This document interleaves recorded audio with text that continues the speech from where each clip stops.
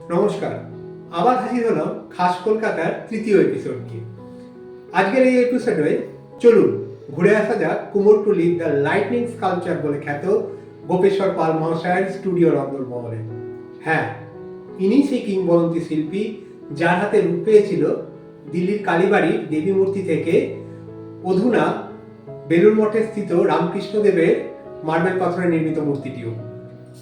তিনি ভেঙেছিলেন মা দুর্গার একচালা মূর্তির ফর্মটিকে।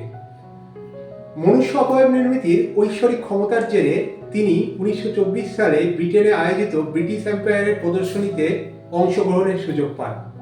সেখানে তার প্রতিভা দেখে মুগ্ধ হয়ে যান রাজা পঞ্চম জর্জ এবং তার পরিবারের সদস্যরা। প্রদর্শনী চলাকালীন মাত্র 5 মিনিটে তিনি নির্মাণ করে ফেলেন ডিউক অফ কর্নাটের হুবহু প্রতিমূর্তি।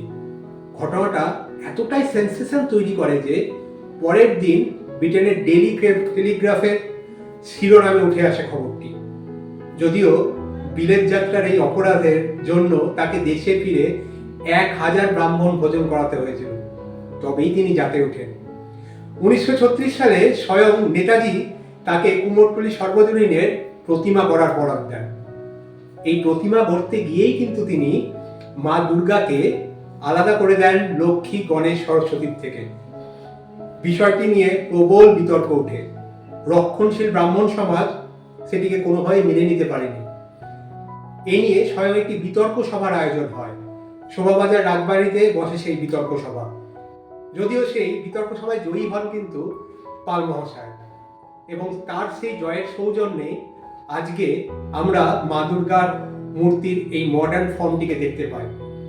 সে সময়কার বেলুড় মঠের মঠাধ্যক্ষ স্বামী ব্রহ্মানন্দজি মহারাজের নির্দেশে একটি মাত্র রামকৃষ্ণদেবের ছবিকে সম্বল করে তিনি নির্মাণ করেন রামকৃষ্ণদেবের মার্বেলের মূর্তিটি, যা আজও মঠ মন্দিরে পূজিত হচ্ছে। 2009 সালে এই গোপেশ্বর পাল মহাশয়ের স্টুডিও ছিনিয়ে নেয় হেরিটেজ স্টুডিওর তকমা, যা আমাদের কাছে একই রকম আনন্দ এবং গর্বের বিষয়। আজকে এই পর্যন্তই।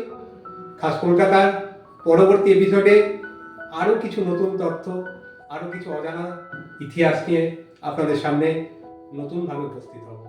ধন্যবাদ।